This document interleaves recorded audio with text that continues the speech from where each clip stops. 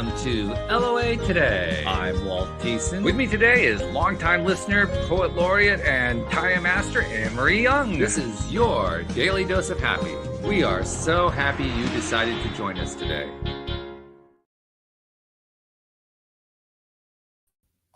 It actually helps if I put us on the screen so we can hear each other. It's a good thing to do. So Anne-Marie, it does. It's just one of those amazing things. You turn the mics on and all of a sudden everything works and it's a good thing. Who knew? Who knew? But Anne-Marie, we actually, before we got started here, you got another taste of something that I know you got quite a bit of while you were visiting the U.S., and that is appreciation for the mid-British accent, which, I mean, you've mentioned it before. I mean, you could probably work at Buckingham Palace. I mean, you just have exactly the right accent for that. So I'm going to just start with that as kind of our light note to get started here, and just to ask you one very simple question. What's that? I, as a very tall man, I get asked all the time about my height. Do you get asked all the time outside of the country about your accent? Yeah, I mean, when we went to the States earlier this year, well, last month actually, you know, wherever I was choosing sunglasses with my daughter. Somebody's like, oh, "I love your accent." Go and order something. I love your accent, and it's not boring because it is a nice accent, our British accent, and we've got so many regions. And to the people in the Britain, I do not belong in Buckingham Palace. I do not have a posh accent. Not us fooled. It's the first thing I said when I spoke with you. The accent's lovely. Thank you. Yeah, it's not a posh one, but I'll take the compliments. You could have fooled us. Let's put it that way. Okay. Well, I will just with my grace and my royalty. Right. Yeah. Just wave with the magic wave. The turning hand. There you go. See, you've got it. You got it down. You're good. I can do royalty. Here I am in my tracksuit, but hey ho.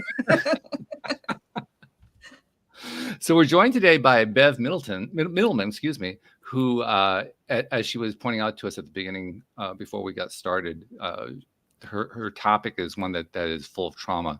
And I just want to reassure you, Bev, trauma is something we deal with a lot here on the show. And it's a part of life. It's a part of getting stronger. It's a part of growing. So it's not something that we shy away from. We just refuse to take it deadly seriously. We try to find a way to find the humor in it. Because there's always a positive side to stuff, and so we just try to find the positive side of that. So that's just my long-winded way of saying you're in good company. It's going to work out great. Don't worry about it. Thank you. So welcome to the program. How you doing today, first of all? I'm doing great. Thank you. I'm happy to be here with you and your audience. So thank you for having me on. Glad to have you. And one of the first things we always like to do when we have a guest on the program is to get the backstory, because the backstory kind of frames the whole conversation. It usually is the driving force behind how the person ended up doing whatever it is that they're doing. I'm certain it's true in your case as well. So give us a little backstory so we know what we're talking about here. Yeah, I'm almost 50 years old. So when someone says to me, give me a short backstory, it's like, how do you condense, right? It'd be easier if I was 22. So, but I'll do my best. Well, you just do the last 22 years, if that helps. I mean, that's okay. I don't really remember the first 22, to be honest. But yeah, so I grew up in a fairly chaotic home environment. I think that, in today's day and age, we're becoming so much better at talking about our realities of what happened in our childhood. But going back to my childhood, we didn't discuss these things, right? What happened within the home was considered almost dirty laundry. Mm-hmm. That was actually an expression that my parents used. Mm-hmm. And there were some really difficult things happening within the home that upset the family dynamic, right? And so, I went through life, I would say, with a father who was really, really stressed. I think he took his role as a provider to be really, really important, mm-hmm. but his role as a protector, I'm not sure he ever got fully on board with that. Oh, okay. So his focus was on making sure that we had, enough resources for the family. And I recognized that, and he did a beautiful job. My mother was mentally ill, and we had a lot of chaos in the house because of this. So what does this all mean? I grew up not necessarily feeling that I had an emotional attunement to my parents. There was definitely abuse in my home, physical abuse, mental abuse, and emotional abuse, all types of abuse except sexual abuse. I want to be clear about that. And what that, I guess, led me to was to develop a certain a personality and set of traits that in one regard served me really well in this life, and in another regard didn't. So I became the type A student, perfectionist. I got, to the nth degrees my education, and I started my corporate jobs, but I had all of this confusion lingering in terms of not understanding my own mind. And so I bring this into conversation to say that for those years, while I was soaring in my career and I got married and I had children and everything looked perfect, but my mind was so unsettled. And I was so emotionally dysregulated because I had never learned how to emotionally regulate. And so I sought help from lots of different people, and I tried lots of different modalities of therapies. And I was grateful to find many years ago this work on attachment theory. And when I found attachment theory, for me, it helped me really understand what I was dealing with, what my challenges were, and how I could use this knowledge to repair my mind. Right.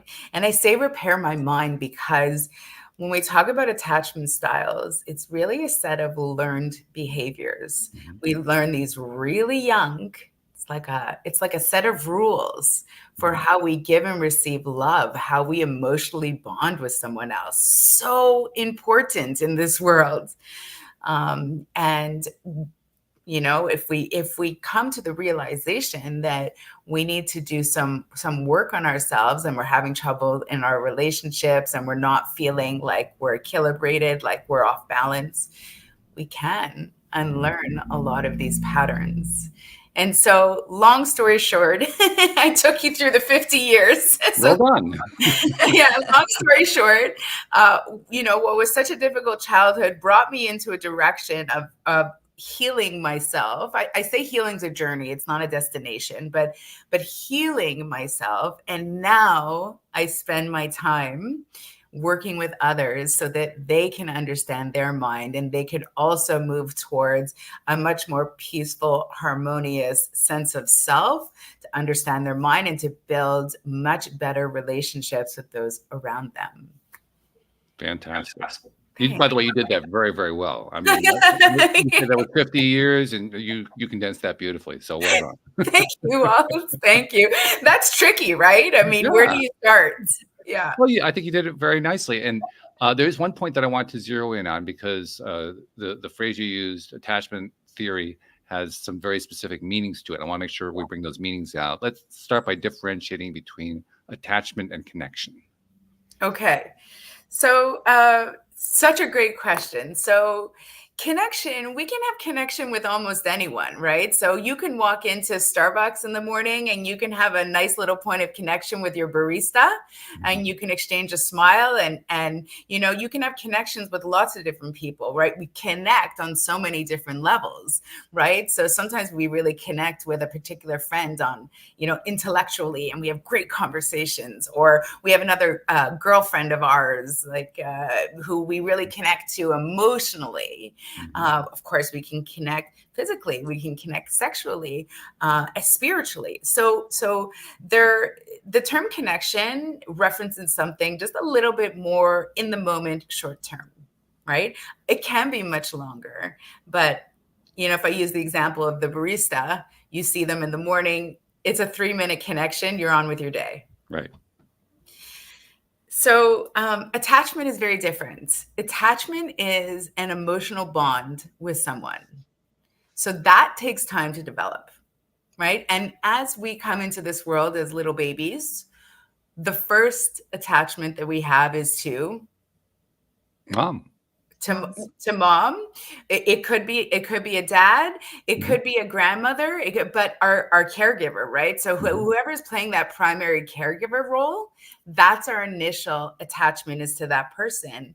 And it's so critically important because as little babies, we are 100% dependent. If a child is not nurtured and cared for, they will die. Yeah. Right? So true. Sure. Yeah. Yeah, it's true. And so that bond is critically important. Now, of course, when we talk about care of a child, are you feeding them? Are you changing their diapers? Are you bringing them to the doctor if they're not feeling well? That's one set of care. There's also emotional attunement, right? So when a baby comes into this world, it's like their mind is blank. And we, as the people who are caring for these little babies, we teach them, this is how you interrelate with someone else. So when a baby cries and we come over and we try to cheer it up, the baby learns expressions on our face. They learn from the tonality of our voice. They learn, if we're playful with them. And so that's a level of attunement that would develop into a child who feels very comfortable in themselves. They learn super young that if I cry, my mommy, my daddy, my aunt, my caregiver is going to come and take care of my needs. Beautiful, right? Yeah. So we say that person then develops a secure attachment, emotional bond. They've learned the set of rules for giving and receiving love, and they see it as forms of connection. So they trust in themselves to identify that, okay, I have this need and I can communicate it, and trust in the other people around that they will respond to help me. So that's the utopia. That's the most beautiful scenario. But not everyone grows up in a home like that. Okay. And sorry, I was going to say, you can actually see the difference in the brains of these children, can't you? I mean, it actually affects the brain's development and you can see in x-rays or CT scans that there's a difference of the kids that's been nurtured and the children that haven't, and how it hasn't fully developed. So they've done, fascinating. It is fascinating. And they've also done imaging of, adults around trauma responses and what that looks like in the brain. So these are, I don't want to wrap everything into the word trauma, and we can unpack the word trauma, but this is impactful. And it's impactful, especially for a young child, because a young child is so suggestible at that age. So that's why we get patterned really early on. And then we go through life and we experience things, and our attachment can change depending on what we experience. Sure. But the initial pattern starts at that point. And yes, Anne-Marie, you're absolutely correct. Like you can see that some parts of the brain are more active than other parts, right? Which is interpreted as, more developed or underdeveloped.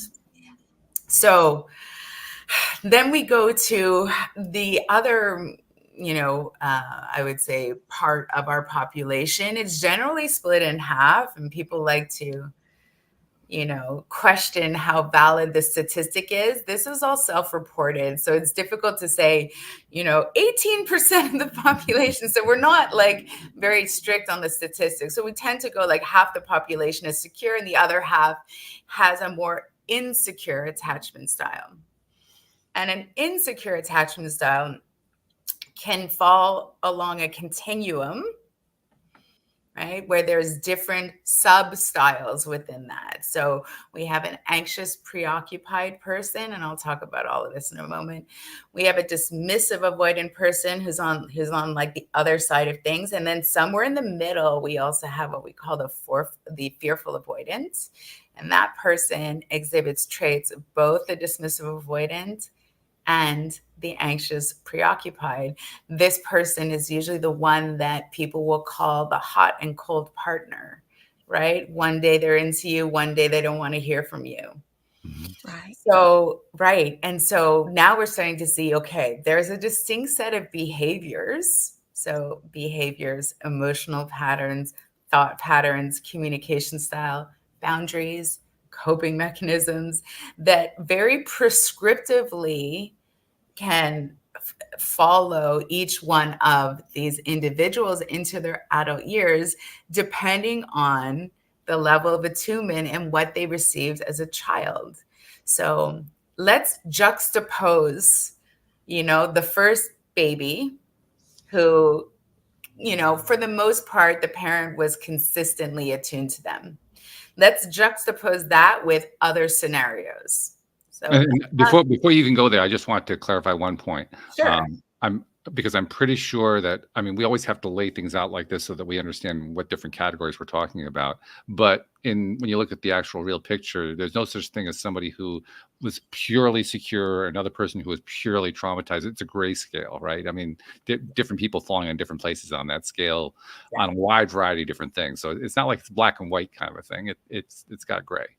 Yeah, excellent points. And with, a lot of things in regards to psychology, sociology, there's gray zones, right? Yeah. And so it absolutely is a continuum. So what we normally say is that this person is mostly secure. But even at that, they may have some tendencies in another direction, right? If you go on my website at securelyloved.com, there's an attachment quiz. It's free. I tell everyone it's a great place to start just for an awareness. Take the quiz and it's going to spit out a series of numbers, percentages of where you fit in each one of these categories, which beautifully speaks to your point, Walt. As humans, we don't fit into little boxes. Not really, no. No, we don't. But it makes it easier to talk about it, but that's why we do it that way. Yeah, but you're absolutely, it's a really good point that you made, right? So someone, for example, might be 70% secure and 30% dismissive avoidant. And we can predict with some good accuracy how this person would respond in an argument. There's some very specific things that people do. So thank you for clarifying that. I'll continue to talk about the different categories, but yeah. In fact, you mentioned one that kind of caught my attention. I don't remember what the label was that you gave to it, but you described the person who's kind of hot and cold. One time they're interested, they're engaged, and so forth. The next moment, they're turned off, they're distant, and so forth. And on the face of that, we would consider that to be a fairly negative kind of trait. But it also occurred to me there's a positive side to it. And there's probably a positive side to all of these things too. And there are negative sides to even the more stable ones. In this case, the one that I was thinking of is that person is probably going to do very well in the romance field, because the development of a romantic relationship is get a little bit warmer, get a little bit cooler, a little bit warmer, a little bit cooler until it finally starts to come together. That's just the way so that's actually going to feed in well to that. So fearful avoidants typically do really well in the early stage of dating. Yeah, I would think. And because they have certain traits that are very that lend very well to dating. So for example, they're very present. They really enjoy conversations that have depth to them. What they're actually doing, which might not be obvious to them or the person they're speaking to, is they're trying to discern. They want to learn about you. Their interest is genuine, and they want to learn, can I trust you? So, right. So, but it can feel really, really beautiful when someone is so interested in you and wants to know everything about you and enjoys spending time with you. But I'll go over the core wounds. The core wound of the fearful avoidant that they took out of childhood is, I will be betrayed. So you know, there's good, there's positives, there's negatives. And again, this stuff is not set in stone, but the patterns are pretty prescriptive. Mm-hmm. So just so everyone knows what we're talking about, I'll do my best to do a real sort of quick review of what these insecure attachment styles are. Okay. So on the one end of the spectrum, we have the anxious preoccupied. This individual is generally the one who we see on the internet, and I hate this, but they generally get displayed as the needy one, the clingy one, the one who needs all sorts of validation and reassurance. If you're in a relationship with this person, they're likely to call you every 2 hours. Are we okay? Where are you? Are you with someone else? So where this stems from is a child who experienced either abandonment in childhood or perceived abandonment, right? Children perceive things sometimes, and it's not necessarily accurate. But we do see, you know, often enough, for example, where a child came out of divorce and they were abandoned, or they were sent to live somewhere else with a relative, or the parents were never home because they were working so much. And so there's lots of scenarios there where a child could say, you know what? Because children do this, they blame themselves. You know, if my parents really loved me, they would spend time with me. Mm-hmm. They don't have the ability to apply critical thought and go, my parents are doing everything they need to provide for me. The child looks at it differently, right? Mm-hmm. And so because they have this fear of don't leave me, that's in fact how they show up in romantic relationships. They're very anxious. And these people tend to, when you meet them, they're fun, they're funny, they're really engaging. They oftentimes talk a mile a minute and over-explain. So tell me about your childhood, and it's like 3 hours later, you know everything about this person. Like they have very little boundaries, and they can move the relationship, any relationship, a friendship, a colleague at work, especially a romantic relationship. They will move that at lightning speed. It kind of reminds me of there was an episode of a cable television program here in the U.S. called Inside the Actors Studio. Yes. You know the program? Yeah. And James Lipton, who's the host, has all these very famous people on there. This particular show, they had Robin Williams on. You can imagine what it was like. The first 7 or 8 minutes was Robin just being Robin.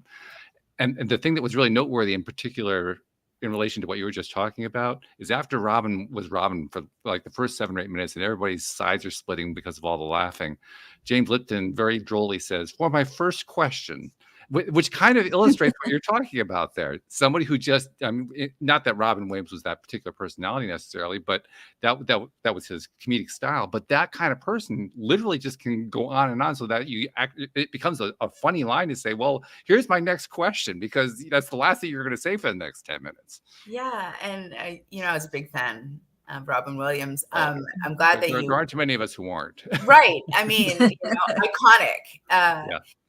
But if you dive into Robin Williams' life, you will undoubtedly see that he was very emotionally dysregulated. Mm-hmm. Oh yeah. Yeah. And he used comedy as his outlet. His coping mechanism. Mm-hmm. But so that again, I want to introduce the concept of emotional regulation.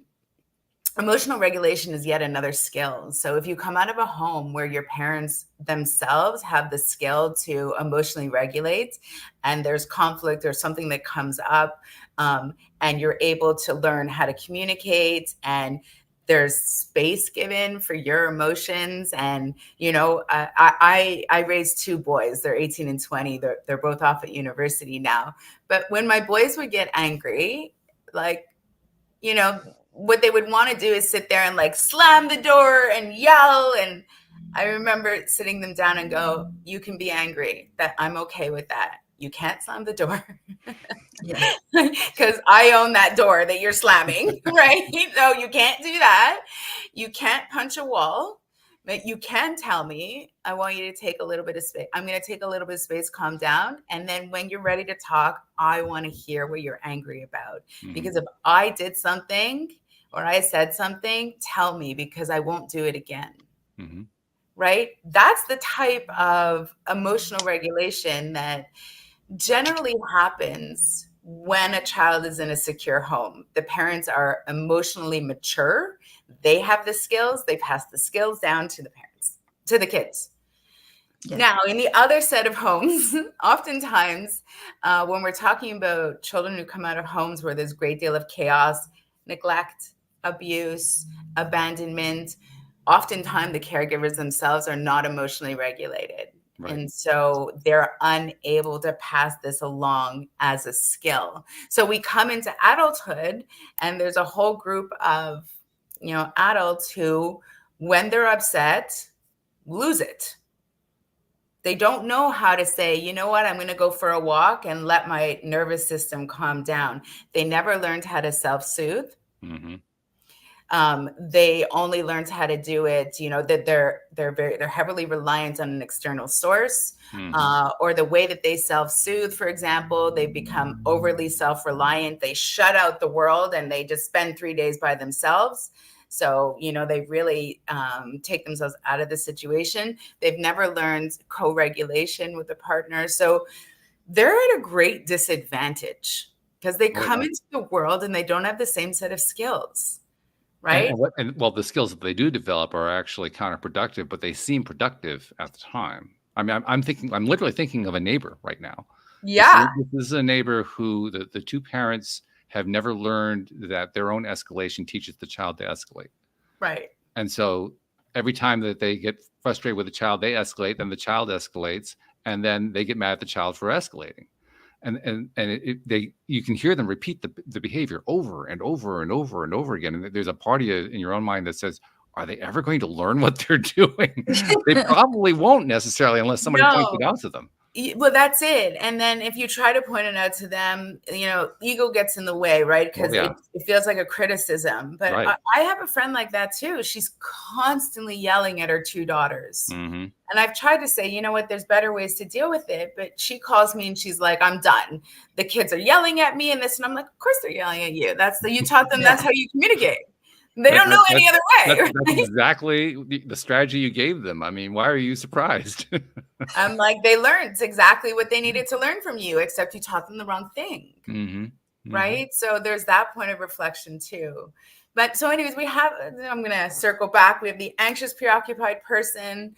And, when they get into a romantic relationship, they often will move very, very quickly. And because they are so dependent on an external source for validation, reassurance, for soothing, they need to sort of lock down a partner really quickly, right? Mm-hmm. Love and connection for them is the most important thing. Because what it really is a way to cover up for the lack of security, the lack of safety. That's right.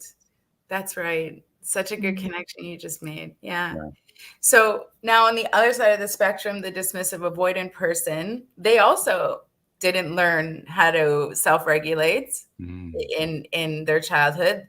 They most often would have been neglected, right? And there's lots of ways to neglect a child, right? So if a child comes to you and they're crying and a mother says something like, stop crying or I'll give you something to cry about. Mm-hmm. You heard that? Or, right. Or, Mama, I had an issue today.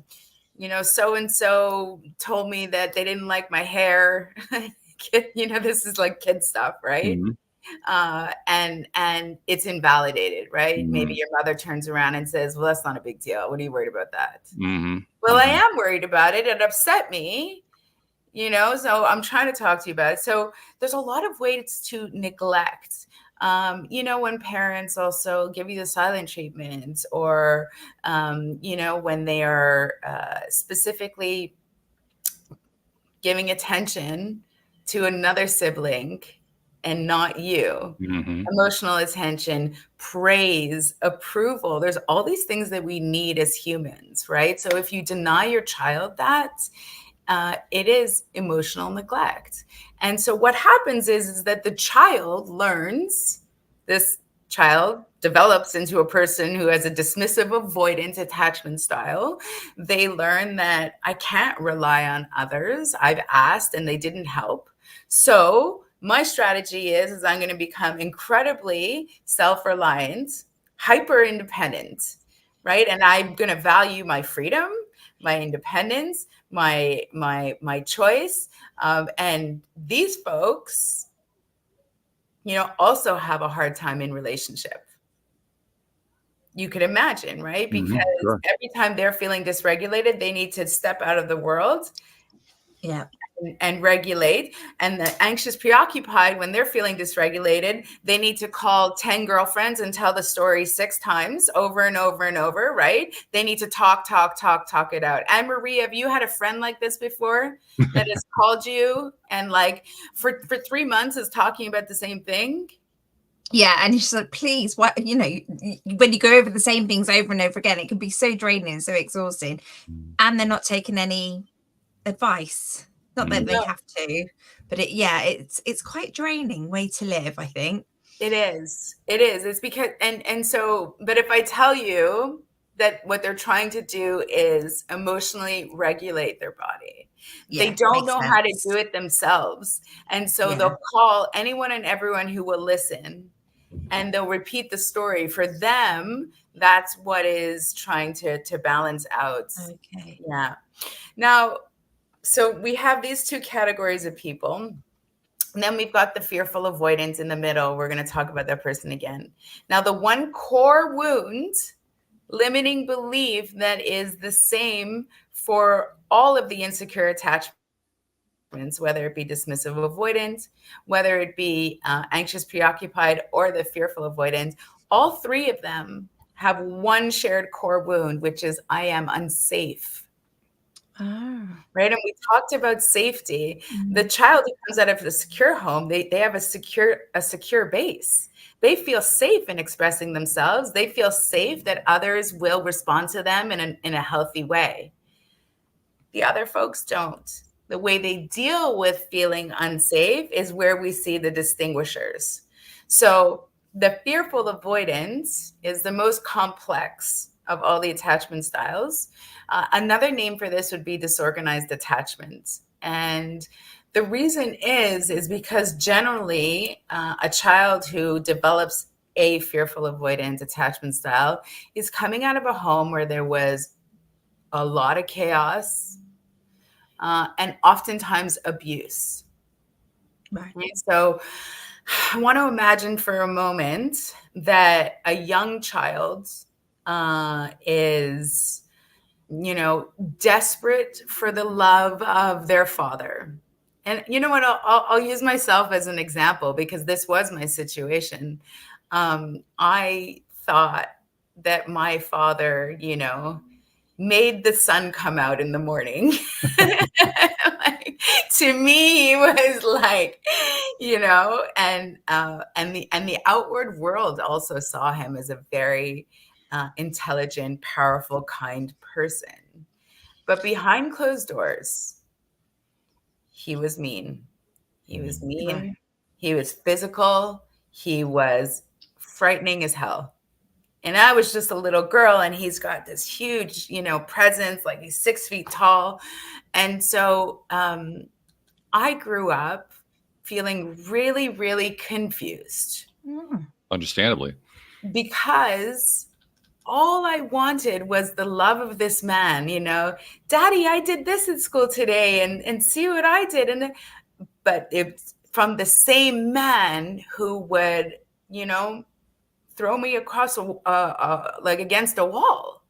So you have to imagine a child doesn't understand any of this. The child is like, I so want the comfort and love from this person, but I know if I get too close, they can actually hurt me too. So I yearn for that love, but I keep my distance because I know that they can hurt me. And so that translates into romantic life in the sense of, Walt, let's say you and I are dating and we've started to have some sort of emotional connection. I would very much want to come towards you right? Because I'm human. I need love and connection like everyone else. But the patterning in my mind would repeatedly tell me, don't get too close. He can hurt you. Yeah. Right. So you get close, you push back. You get close, you push back. And so that's where you see this oscillation. Right. And when you understand the roots of where this stuff comes from, it's much easier to have some compassion. Mhm. Yeah. Right now I could see the two of you. You're like, oh, I know, I get it. Oh yeah. Yeah. Yeah. Oh, I've experienced it. So I know, I mean, it's not like I have to reach very far. I'm sure other people have experienced it as well. You know? Right. Yeah. And so, I want to just sort of, I guess, end this little section by saying that it's not a life sentence, right? Because these are learned patterns that got etched into our minds, and we can do work to unprogram that or reprogram new patterns, right? So that is the work that I do at my organization. I have a group of practitioners that I work with, specifically in relationship and attachment trauma. And we work with folks internationally to identify where are those core wounds. And then we use very specific exercises to tap into the subconscious mind, not the conscious mind, the subconscious mind, to be able to reprogram. And there really is a big difference there, because the conscious mind, that is responsible for 3, 4, 5% of what it is that, our thoughts, our behaviors, our emotions. So not a whole lot, right? Like, that's our awareness. What people don't realize is that most of what we do, we feel, we say, and our actions and our behavior are on these like autopilot programs running in our subconscious mind. And I think it's fair to say that thought, that fact is something that has gained a lot more awareness now than even 20 years ago. Mm-hmm. There's a tremendously high level of awareness. I mean, we've talked about it a lot here on the program in a variety of different contexts, and I'm sure we're not the only ones. I know. I mean, you mentioned social media. Just look at social media; you can find it out there too. It's the evidence is pretty much everywhere. So the awareness level is up tremendously. Not necessarily equated with the healing level, but the awareness level is really good. So what's so interesting is that if we know that 97% roughly of all our emotions, thoughts, and behaviors are being driven by the patterns in our subconscious, anything that we're doing at the conscious level, we know will have a minimal impact. So like I believe in all sorts of modalities and try anything and everything, because usually it's a combination of things that make us feel better and achieve what we're looking for. But, I will mention, for example, something like a daily affirmation. If I sit there daily and I go, I will feel good today, I feel beautiful today, it's not impactful, because it's really just at the conscious mind. Well, you Especially really if you don't believe it. Yeah, you have to If you don't believe it, it's going to actually have the opposite effect. Right. But your belief patterns are not stored in your conscious mind. Right. And the subconscious mind doesn't speak the same language. Like, we speak language in a way that our conscious mind understands, but our subconscious mind actually speaks in imagery and emotion. And emotion, yeah. Yeah. Through repetition. Mm-hmm.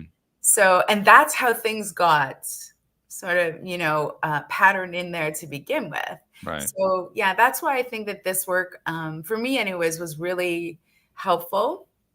And that's the type of work that we do today. That's very cool stuff. Thanks. Amory, if you have something, jump right in. You know me, I'm ready to just go right into the next. I think that one of the questions I wanted to ask, and I know it's not under those 4 headings, but I think it's a word that gets bandied around a lot at the moment, which is narcissist. And is that something that's a learned thing, or is that something that's actually you're born with something in your brain? So the internet is so good at taking buzzwords and like. Yes, I agree. So I want to be really clear.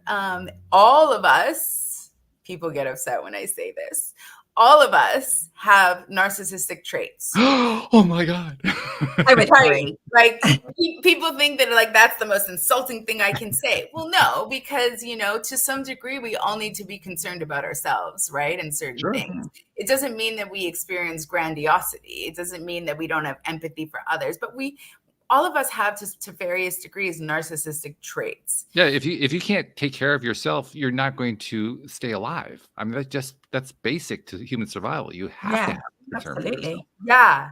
So when we're so quick, and I always hear it in the context of when someone's talking about their ex, oh, they were a narcissist. And the reason, a couple of things. If you take a random word and just label someone with it, I think that that's just silliness. But it also removes all accountability that you would have to suggest that, hey, you know, maybe your actions also had an impact on the outcome or demise of that relationship. No. We're not allowed to have that. Accountability. Can't do that. And then I always, you know, listen, I like to stir the pot. So when someone says to me, you know, oh, well, my ex was a narcissist, that's why I didn't work out. I always say, you don't seem like a person that would choose a narcissist. Ooh, yeah. They chose their partner. These are not arranged marriages. True. These are not, you chose your partner. Oh, well, I didn't see it at first. Oh, okay. So right? So it was like hidden and lurking in the background to come out and surprise you 10 years later. Which just raised an interesting question. When did they see it? How long did it take before they noticed? Right. In their response, it's usually like right around the time of a divorce. Yeah, right.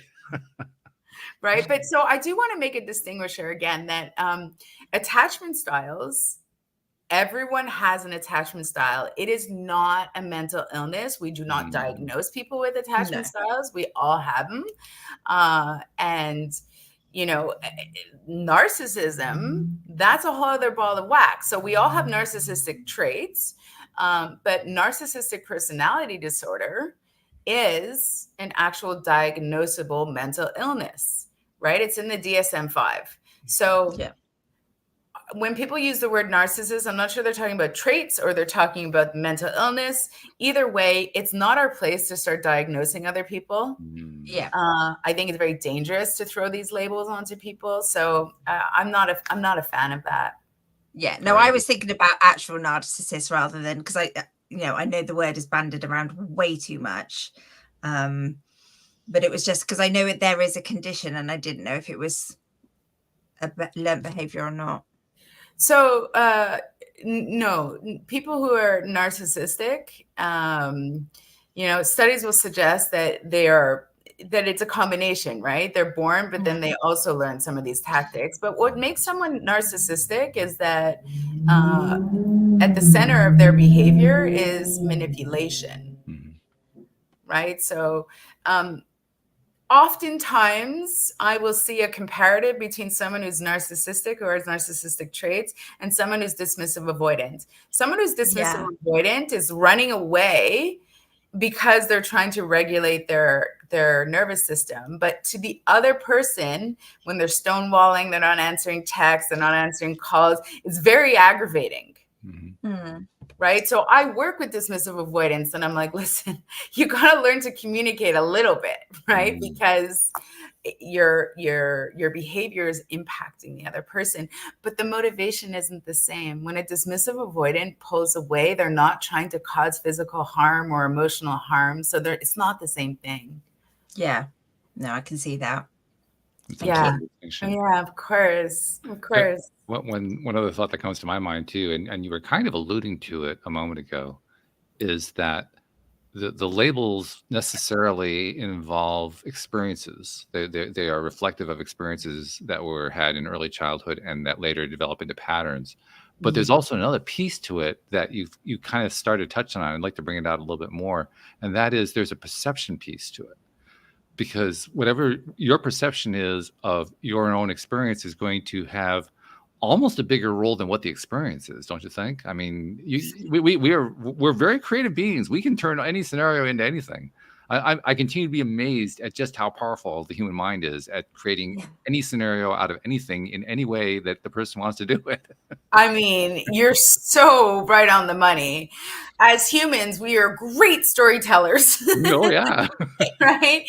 And so part of attachment styles is almost like there's a lens that's created by which you end up seeing the world through. Right? And so, it colors our perception of things 100%. So you and I could, for example, attend the same dinner party and an hour later walk away and have completely different experiences. And this is common, right? Yeah, well, we've all experienced that. Like, did you go to the same party I did? That we know that feeling. We all do. Yeah. And then there's also these mechanisms in our mind that confirm certain biases. Like there's a reticular activating system, which is like, it confirms our bias. One of the most easiest examples to explain it is like, if you've decided that you're going to buy yourself a red car, the next time you go on the highway, you actually will start to notice how many cars are red. There's thousands of them all of a sudden. I knew it was the right choice. Look how many, everyone thinks red's the color. Look, and they're all the model that I was looking at in the showroom too. What we do is we filter out information that doesn't meet the narrative that we have, and we focus on the information that serves our narrative, right? So our mind does all these really interesting things. So yes, perception matters. The core wounds that you hold matter greatly. So, for example, the anxious preoccupied, their core wound would be something like, I will be abandoned. They also have the I am unsafe, because all the insecure people, insecure attached folks have that. But they might have a core wound like, I will be excluded. I am unlikable. I am unlovable. I am not good enough. So if, for example, you have particular core wound that I am not good enough, you can easily understand how that's going to color everything. Right? Your romantic relationships, your friendships, getting that promotion at work. It may even prevent you from even trying, because you're like, I'm not good enough, so why would I bother, right? So it does very much act as a filter and a perception, right? So even the fearful avoidant, I will be betrayed, that creates really distinct patterns around hypervigilance and an inability to easily trust. Again, this is the child who is abused, right? So it could mean that, let's say you and I are having a conversation, and Marie, let's say we go for a walk in a park and we have a conversation, and you tell me that, I don't know, you tell me some sort of secret, let's just say. Okay. Now you're telling me the secret because you're trying to bond, and you want to maybe share it with a friend. I could potentially go home and go, why the hell did she tell me that? Like, obviously it's not true. She's lying to me. She knows I'm not going to believe her. What does she want me to do with that information? She's just not a safe person. You just lose that respect and you lose that trust, don't you? Right. Or you certainly adjust your relationship with that person. It's not so authentic, is it? Because you're just like, I can't talk to you. I don't want to tell you anything about me in case it goes X, Y, Z. Yeah. So if you haven't done the work to understand why you have these patterns and how they're impacting your perception, you can be led astray your entire life. And also you could imagine, if I'm feeling like everyone's trying to betray me, and Anne-Marie is telling me things that aren't true, and she's lying and she's untrustworthy, and there's no point at which my body is going to feel calm and relaxed. I'm going to be in a state of fight or flight far more than I need to be. And that is the state where our body is pumping out cortisol. We're getting ready to fight. Our heart is beating, and not to go too much into other people's work, but like there's a whole there's a whole literature of work now, like Dr. Gabor Mate will talk about how, from these beliefs that we have, there's a strong link between the damage that it causes to our physical bodies, right? Yeah. When we're under chronic stress. But chronic stress is a lot of times self-imposed, right? That's where it gets tricky. Yeah, it's tricky. And I wanted to talk just quickly also, because I know the title is Healing from Childhood Trauma. Trauma is a word that's like narcissist. Trauma is a word that's getting thrown around a lot these days. Yeah. And I'm glad people are talking about it. Really, I am. But I think some people are misusing the word, right? So like I was going back to Starbucks again.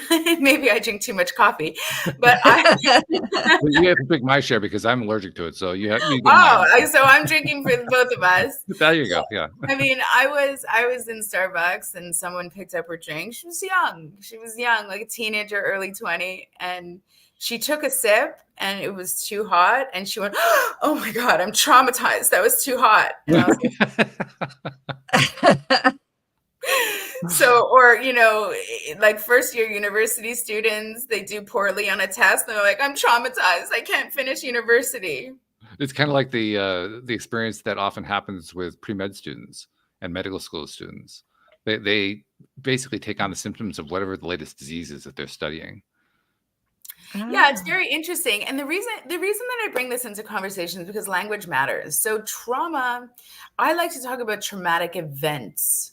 So there's certain events, and traumatic events are things that happen outside of the normal human experience. So, doing poorly on a test, having an argument with someone, sipping a coffee that's too hot, these are not considered traumatic events to have the impact that we're talking about. Yeah. Right. So I see that word being sort of watered down in today's world. Trauma is how your body responds to that external traumatic event. Right. So there's a difference in terms of just the wording that we use there. And, generally speaking, people will experience 2, maybe 3 truly traumatic events in their life. And these are big things.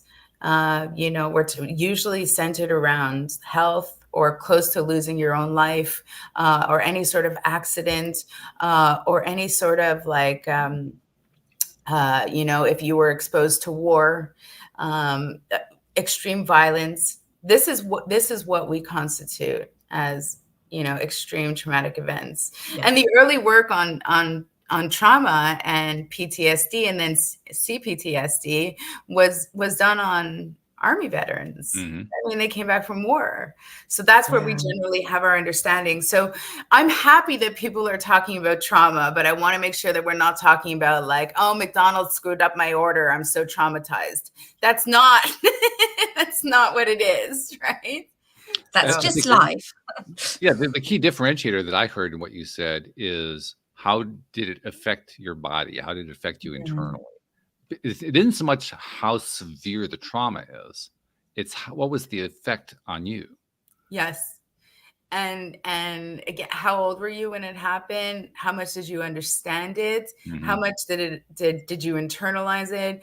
There's now some beautiful trauma-based therapies that are really helpful. I myself have done EMDR. It's eye movement rapid desensitization, which allows for the body to release what they're still holding on to in regards to traumatic events that we've experienced. And that's really helpful. So I'm a big believer that, different modalities can work really well together.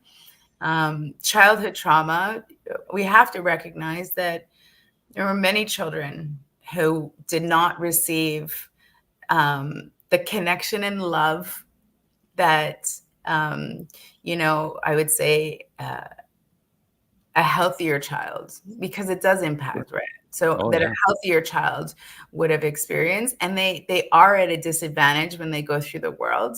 Mm-hmm. and they do have more intense triggers. They tend to feel emotions like in a heightened state, but we can work on this stuff, right? Mhm. So it can be unlearned, it can be reworked, and I really do want folks to know that understanding your attachment style is just the step of, the first step of awareness, but your attachment style is actually the biggest predictor for the quality of the relationships that you will have in your life. So if you're truly looking to lean into love and connection and move out of survival mode and get the most out of life, which is all about connections, all about people, then it's really worth it to invest to understand where your patterns are coming from and look to adopt new patterns. As usually happens when we do these programs, we get into the meat of it, and it's starting to flow, and like there's all these different directions to go, and then I look up and, oh my God, the time is up. And that has been what has happened today as well. So the pattern continues. And thank you very much. My subconscious mind thanks you for the re-imprinting of the same message over and over again. That means we had a good time. It's exactly what that means. Oh, definitely. We had our daily dose of happy, and that's the most important thing. But there are a couple things that we need to do before we're completing the show today. First and foremost, for someone who wants to reach out and perhaps explore the idea of, diving into this kind of thing with you or your team, how do they find you? And we got to tell them how to find you. Thank you. Thank you both. So my website is securelyloved.com. You can take the quiz online, which is free. You could also book an intro 20-minute free consult with myself or any of the other relationship and attachment trauma practitioners working within the group. They are fantastic. We offer individual counseling. We offer couples counseling and also group workshops. Many people prefer to work within a group environment. And so we have weekly group workshops as well to be able to really move someone quickly towards secure attachment. I'm all over the internet. We have a YouTube channel, Securely Loved. We're on Instagram at securely_loved. We're on TikTok. My sons showed me how to go on TikTok. You joined the 21st century generation. I mean, so now I'm on TikTok, again, securely_loved. So there's multiple ways to find us. And I would encourage everyone there's some good information on the website, and to, just take the first step, like take the little quiz. It'll take 10 minutes of your time, and, ask yourself, does this surprise me? Am I surprised by this? Right. And sort of start there. Yeah, it's a good place to start. Yeah. Thank you for giving people that. And we'll also make sure we'll include a link in the show notes to make it easier to find your website too. So that's usually our route to making it. Okay, this is the map. This is where you can find your way to everything else. So we'll make sure that they have that. Second thing that I like to do, this has become a pattern for the last couple of years. I noticed something a few years ago. I noticed that we don't tend to give credit to all the people like yourself who come onto this program and other programs and put out social media posts and blog posts and do all this other kind of stuff, getting all this information out there because they're so passionate about what they're doing. But we don't give them credit for all that great content they're putting out there. And you end up helping people you didn't even know that you helped. You didn't even know that they were listening. You didn't know who they were. You didn't know their story. You didn't know how, but they were able to take something away from it. And it occurred to me, that's something we need to recognize more. So I figure as a podcast host, that's something I can do. So Bev, on behalf of those people you've never met, never seen, never will meet, never will see, who you've been helping in all these different ways that you don't even know about, on their behalf, thank you for what you're doing. Because you're making a big difference in this world. Yeah, I feel like I'm going to cry. Very common response, by the way. We do this work because we know it's impactful. And you're right. I don't. There are thousands of people that have consumed my content. I have no idea who they are. Right. But if they were to take a snippet away and they had one aha moment or something gave them comfort, like, that is, it's a blessing, right? I couldn't ask for anything more. So thank you for recognizing it. And that's why I put out so much content. Because I think, you never know when you're going to release a little snippet that someone's going to go, okay, now that makes sense. Yeah. Well, actually, what we've learned is every snippet you put out is going to be that snippet for somebody. I love We have a tendency to think, well, maybe it's just one or two. It's actually all of them. Yeah, I love that. I really do. Thank you for saying that. Yeah, I spend a tremendous amount of time trying to get, content out on social media because I do think you're right. I don't know who it's helping, but I really want to believe that it's helping people. Well, it does. It does. You just consider yourself to have been reinforced. Yeah, it really does work. It really does have an impact. So that's a good thing. Which brings us to the final thing that we always like to do every show. Because as you can tell, I have wonderful co-hosts. Anne-Marie is one of them, who have these tremendously fabulous perspectives that they bring into the show. And that perspective enables them to tie the whole thing together in a way that me as the host, I would not necessarily be able to do. So you were asking, how is it that somebody could actually be perceiving what you're saying? You're about to find out. So Anne-Marie, you've been thinking about this, I know, because you know what's coming, right? Yeah. How are you tying it together today? What's your takeaway? I think, first of all, I just want to say you're definitely hitting people, because I've been looking like the 4 people and I'm thinking, oh, I'm this person, but then I can see in certain situations I go to this person. So that awareness was really helpful. But also for me, you really helped me understand how my behavior can affect my children. And, things you don't realize that you're doing that are actually quite huge to a kid. So certainly for me, you definitely jotted my brain. So thank you very much. But the thing that I just noticed, and you did touch on it, and I think for me, what I think is going to help me going forward, and that you covered very well, is we get frustrated with other people when they don't communicate in the same way as us. And actually understanding the reasons behind it and understanding these 4 different communication and relationship models, that's huge. And I think that you can be more empathic if you understand people and think of this in the background. So I wanted to thank you for that, because that was a real light bulb moment. Thank you so much for sharing that. I actually have a course. It's up on Udemy. It's specifically about communication within the different attachment styles. Because the things that are so apparent in, we'll talk about a romantic relationship, are communication and coping mechanisms or behaviors. Those are the 2 things that can either really keep a pairing together or pull them apart. So it's so important to understand not just how to communicate, but how the other person wants to communicate, right? Because how we want to communicate is not how we want it to be received all the time. So you make such a beautiful point. Thank you. Thank you. Wow. Okay. So this is a really great hour. Bev, thank you so much for joining us. Thank you for sharing your expertise. And yeah, I know you were kind of concerned going into the show whether or not you're going to be able to stay with the vibe. I don't think you had any trouble with that. Yeah. I mean, you guys did a great job in guiding me. So thank you. Well, we're glad to have you. Thank you, Anne-Marie. Look forward to seeing you next week. And thank you to our podcast listeners everywhere. We will see you all next time here on LOA Today. Goodbye, everybody. Goodbye.